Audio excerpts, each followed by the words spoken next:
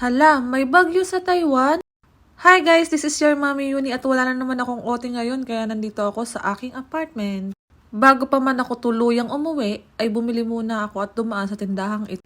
Siyempre ng aking umagahan. At dahil takaw tingin ng ate mo ay dalawa ang binili niyang sandwich, o diba?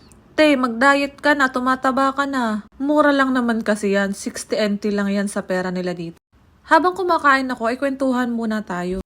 May bagyo nga daw sa ibang parte dito sa Taiwan, kaya naman yung ibang mga company wala silang pasok. Buti na lang at walang bagyo sa lugar ko, kaya naman nakapag-commute ako pa uwi. Kapag may bagyo kasi ay nagsasara ang mga public transportation dito, kaya kailangan mo mag-taxi. Pero syempre doon na tayo sa pagkukommute kaysa mag-taxi, ang mahal kaya ng taxi. Ang sarap naman ng kinakain ko. Sa susunod bibili ulit ako, tapos bibigyan ko na kayo. O paano ba yan guys, kain muna ako ha. Salamat sa pakikinig! Bye guys!